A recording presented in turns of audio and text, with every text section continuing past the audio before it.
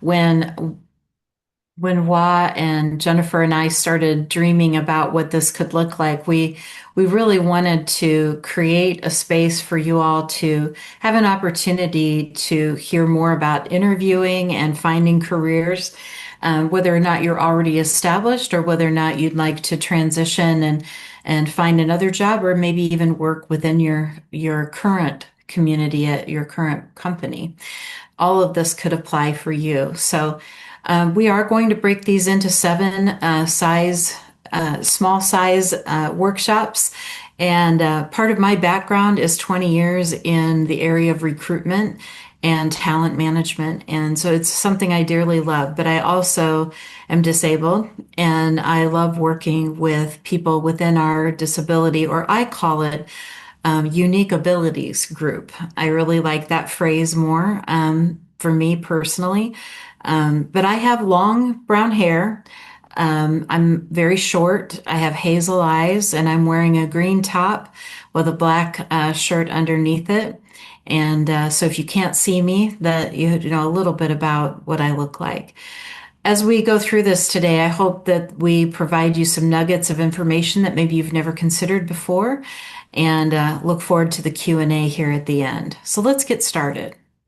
This whole segment one is really about the art of interviewing and setting the stage. So think about this as way before you build a resume or before you apply to a job. You're out there searching for openings, or maybe a recruiter has reached out to you and asked if you might be interested in working for that company. And the key here is really understanding and researching the company itself so you know whether or not it is the right place for you and whether or not to invest your time and energy in applying there, but also to help you prepare for the interview.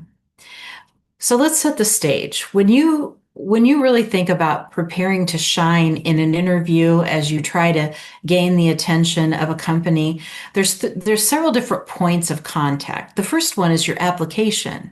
The second is your cover letter, and the third is your resume. And from there, everything becomes more of that phone interview or video conference interview or an in-person interview. And so you really have to set the stage and present your strengths clearly and confidently at the very beginning. You have to really understand what the interviewers might be looking for. And we want to share with you some ways in which you can highlight how you can impact an organization. A quick comment on this. Companies are arrogant, folks. I just have to be honest with you. They don't really care what you think you could get out of this. They want to know what's in it for them. And so keep that in mind as you're starting to consider career moves or applying for other positions. It matters to them how your experience can benefit them. And that really becomes your secret sauce, is knowing so much about that company and who they are and what makes them tick, but then how your experience can actually grab hold of those values and the things about that organization and where you can help them reach their own goals. And we're going to talk about that in the next page or two. But it matters. Every interview, every step of this process within the interview is an opportunity to tell your story. Preparing in advance really reduces your own anxiety and increases your confidence. And strong interviewing skills can really open the door for you, not only for that first position to get into that company, but opportunities to move about and grow within that organization. That first impression, I cannot tell you how important it is. Recruiters will tell you they know in the first 5 minutes whether or not they're going to be offering that person a job. Hiring managers will tell you the same. So preparation and knowing how to answer questions, all of these things are things we're going to cover in this series for you. Today, our goal will be focused on guidance so you can be your most authentic self and stand out for all the right reasons. So the first concept that we really want to talk through is researching the company. And again, this is before you choose to apply. This is before you even put your resume together. Knowing and understanding each company and understand how they identify their culture, their values, what do they do to approach the customers, what products and services are they offering in their business. Incorporate those things into your questions and your answers, And some of the words that they're using in their culture and value statements should become part of your application, should become part of your cover letter, should become part of your resume. So not understanding who they are and what they bring to the table and the value that they're adding will deter you and keep you in the lower bottom of the talent pool, because honestly, to set yourself apart means you know who you're applying to and why you want to work there. It should be clear to you that you align with their culture and values, but it should also be clear to them through, again, the components of the resume, the application, the cover letter. When you're researching a company, you'll want to really be specifically tuned in. Are they showing signs of diversity and inclusion? Do you see that they have employee resource groups? Do they talk about including people of different backgrounds and beliefs and lifestyles? And how would you might fit into that mix? Ask yourself, do I belong in a company like this? Like if they have no D&I statement, you might want to consider whether or not you belong. There is a company called Disability In, and it's Disability IN with all capitals at the end. It's a nonprofit organization, and they actually rate companies on their diversity and inclusion initiatives and whether or not they're adhering to that. They audit companies. So that's a tool in your toolbox to find out some friendly companies that might already be a place that you'd be interested in working for.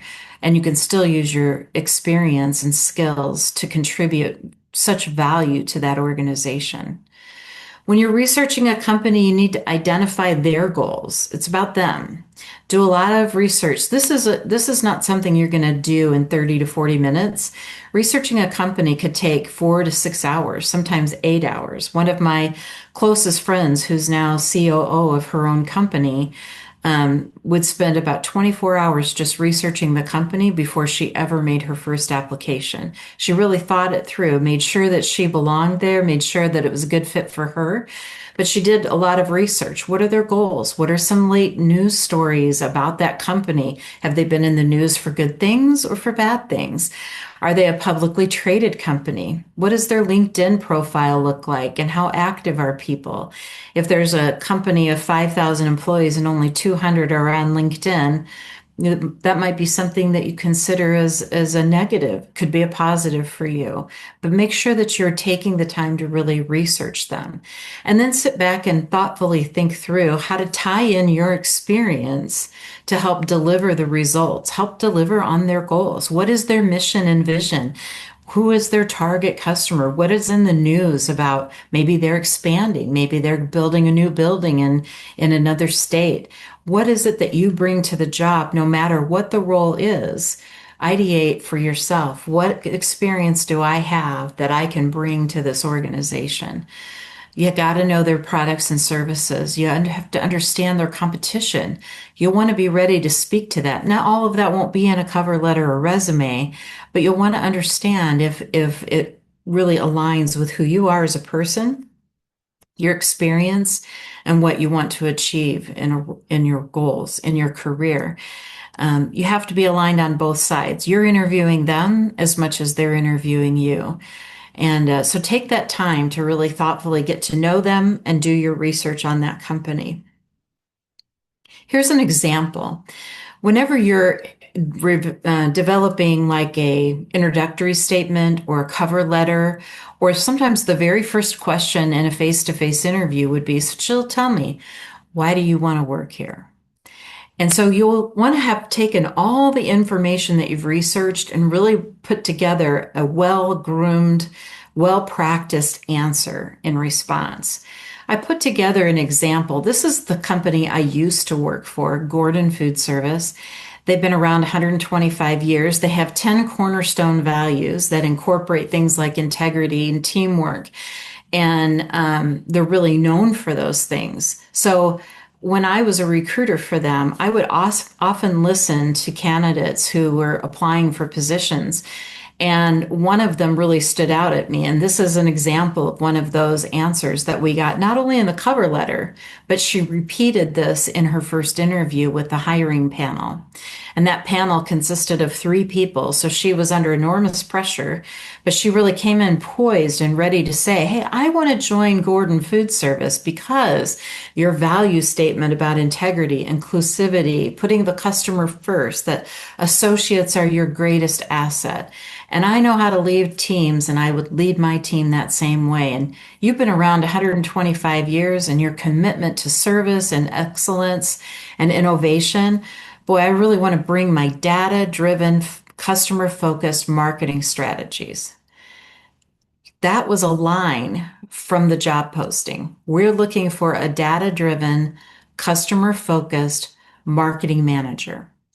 So she pulled stuff out of their history, out of their values, out of the job description, and she made that part of her cover letter, and it became part of her introduction to that company.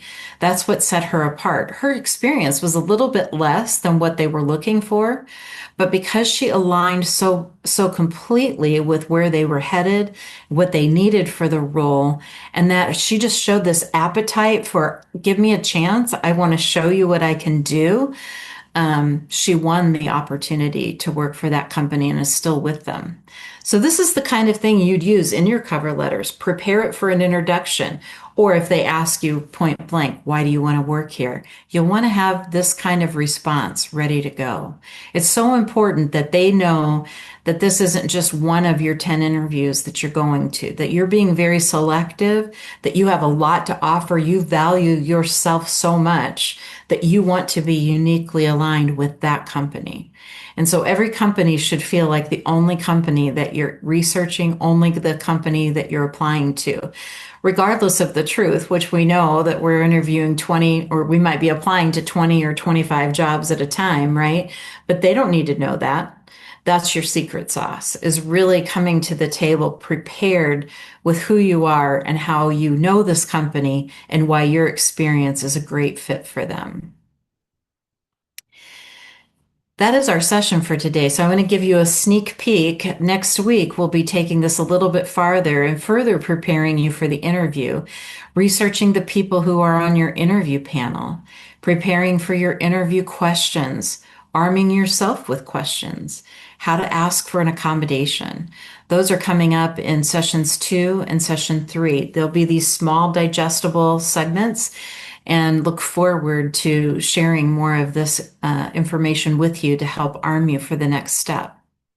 So before we go to Q&A, we have a little activity for you. We'd love to have you go back next week. And what we'd love for you to do is take the activity from today's segment and really take time to research the company, maybe pick one company that you're thinking about and do the things that we've talked about here in these slides and research the company, the culture, their products and service, and the job description. Really understand that and prepare your introduction. What about them attracted you, and how does your experience benefit them? Practice with a friend, mentor, someone you really trust to give you some good feedback, and ensure you keep your introduction about 60 seconds or less, and rehearse it until you start feeling really comfortable. I actually still do this, even though I'm not currently seeking a job. On my way to work, I'll rehearse an introduction, especially if I'm going to meet a new executive within my company. I will rehearse an introduction of myself. So I talk about the values of US Foods and why I'm there and what it is I'm here to do for the organization, and what I'm looking forward to about learning about that person. This can be used for all kinds of things, but think about this for your next interview and get prepared and decide whether or not you still want to apply to that company. And if you do, incorporate some of this into your cover letters and resumes. With that, I'm going to stop sharing, and we're going to go through Q&A.